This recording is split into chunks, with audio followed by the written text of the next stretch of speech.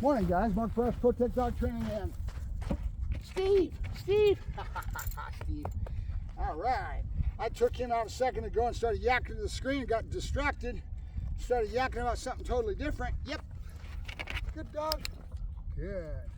Hup. All right, so our first challenge was to get him into his food luring. We've accomplished that by going towards his kibble, a little bit wet down, a little bit moist. Cakey, as I like to call it. I don't want it so moist that it sticks all over my hands. I want it just moist enough that he can enjoy woofing it down, right? But it's his kibble. It's what he usually gets fed. Our next challenge with him,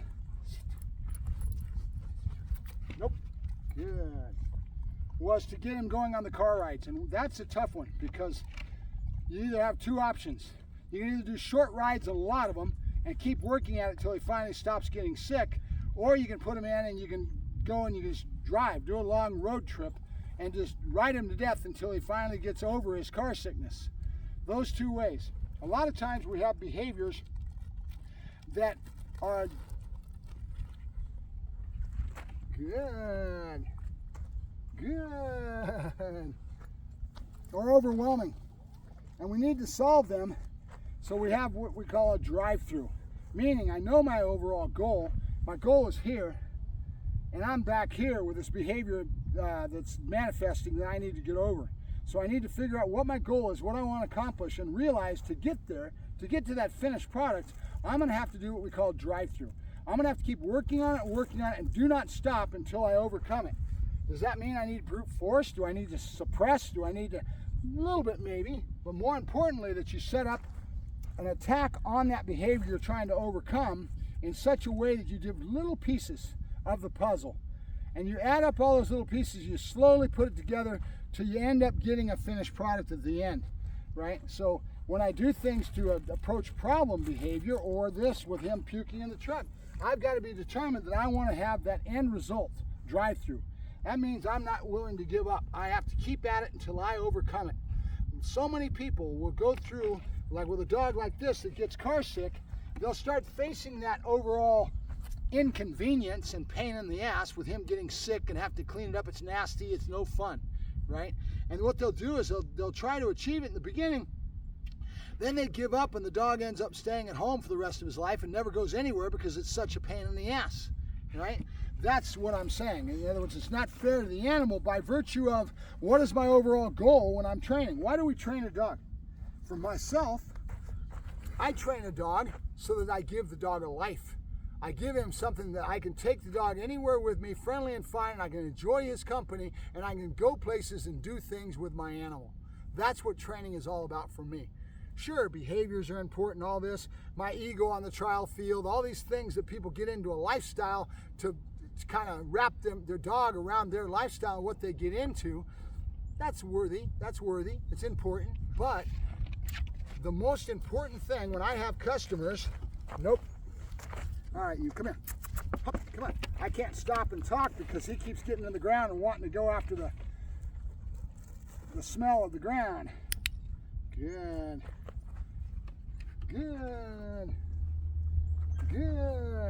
So what I'm getting at and trying to impress upon you is that when you have problems like this, be determined to drive through. Doesn't mean you're going to get rid of it today, tomorrow. It may take you weeks. But be determined to try to drive through and accomplish something, especially with problems like this, that are going to take away this dog's life. Meaning he would be stuck at home, and that's what most of these cane corsos have happen to him.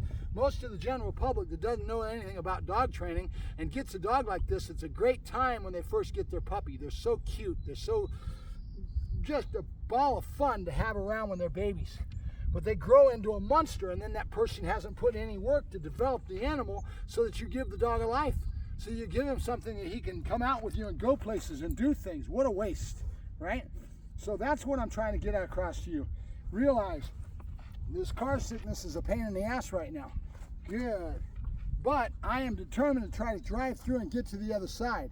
If I don't, I will have enough of a communication baseboard with the animal so they understand that I can give it to the owner and they can keep working on it, right? But I don't want to see my owners, my clients, give up on something like this that's so critical to giving a dog a life. right? They'll go home, there'll be a pain in the ass, and know he's car sick, and before you know it, the dog lives at home. And now, let's say you have to go to the vet. Let's say you have an emergency, you need to go somewhere. Make sure you crate train the dog so you can get them in a crate, because like out here, we just had a fire recently. Everybody had to go to nope, good, come on. They had to go to evacuation. And if those people that didn't have their dogs able to be crated and used to being able to be in a crate and go places and do things within that management tool, which is a crate, crates are a godsend in a dog training aspect and in general, right? It's important. Good, Steve. Nope, good, Steve. Yep, you notice him anticipating what he thought it was going to be. He thought it was going to be a down. Let me get into working him, get our session done. I'll yak about this later, but it's important. It's an important aspect as far as being a trainer in my perspective and what I deal with in dealing with the public and what I see coming at me. And that's why I'm accenting it right now. Yep, because it's an important aspect of training and for you to realize what is a dog in your life. You need to manage them. You need to take them to the vet. You need to go places. You need to do things. Emergency comes up like that fire and you need to go somewhere and you don't have the dog crate trained. What's going to happen with you? The dog is going to go through major stress and have major complications by virtue that you never put the work into the animal to teach him these things. Down. Good. So it's important that you understand where my perspective is at in regards to that and appreciate it, I hope, in regards to, giving a dog a life, and that's why we train a dog. Why do we use tools like this pinch collar that I'm not using right now that's going to stay on the dog for a couple days, get him used to it, so we stop him pulling because he's so big, and get him used to the pinch? Why do I use tools? To be able to save the dog's life, in my estimation. What happens if this dog takes off and runs across the street after a squirrel, and I've never worked him into a stem collar where I have the tool I need to control the animal? Or why is that stem collar so valuable to me in the respect that once I have that built into the animal, that I can let him have more freedom? He can do all kinds of things, because now I can just let him go out in a grassy field. Nope, come on. Good boy. My fault sitting here yakking. Good boy, good. That's my boy, good. So keep it in mind as we go along and we show you more and more. Training is much more than heel, sit down, stay, guys. I say it all the time, and that's the approach that I take with my customers. I want them to learn and understand why I do what I do and why I emphasize things depending on the dog, right? Look at this dog. This is the second day we've had him into luring. Yep, come on. And look how well he's doing with it, right? We're going to take him over to the bulls, do the bull work, and then we'll end our session. I'm sitting here trying to yak at the screen, and it's not, nope, good, nope, good. Really? Not being conducive to what I want. This dog's instincts are to put his nose to the ground and start sniffing around for things, huh? Yeah. Okay, so, again, my main emphasis with this video, training is so much more than heel, sit down, stay, and why we do it, and what it accomplishes, and what it should do for you, right? Good. There you go. All right, second day into luring, he's already doing great. Good, Steve. Good, Steve. Yep, good boy, good, there you go. All right, so we got our main. Good boy, good, there you go. Good boy, good, there you go. Our main emphasis has been established so far, which is that explosion release. We're working into our down. We'll get some bulls and stepping back into awareness. Yep, good boy, good, there you go. Good boy. All right, come on, Steve, let's do some bull work and we're done. Come on. I've got to ride into town with him today and deal with that car sickness that we're talking about. That's why I'm only going to feed him a little bit out of my hand this morning. Try to take one trip to the park, short and sweet, and not go anywhere else, and hopefully he doesn't get sick. Good boy. Nope, come on. Good boy, good, there you go. Good boy, good, there you go. Let me get some more food. Let me get some more food, Steve. Good. Good boy. Smart little shit. I like that. He learns fast, to do things the right way, So my main emphasis and my goal is to try to keep up drive so that he does things fast, instead of letting the genetics predisposition of the animal take hold and accept that. In other words, let's say I give him a down, he goes, it takes 3 minutes to get into a down position, right? I want to do things that are fast and basically twitchy, as they say, that twitch. He won't give me that as much as a herder will, but I want to make it better than most people would accept what they give and then not really push the dog for more, right? Steve says, I'm a smart little boy. Nope, good boy, good. That's my boy, good. So here I want to keep his head from going into the ground. Nope, as much as possible, Steve. Good, good, Steve. Yep, good boy, good. Nope, can I have it? There you go, good. He's thinking there, you go. We got to get him used to bouncing from bowl to bowl. Steve, yep. Nope, good boy, good, good. Yes, here you go, here you go. Nope, nope. Come on, there you go. I'm the bank of boo-boo, buddy. I've always got food. All right, so why do we train? We train to give the dog a life.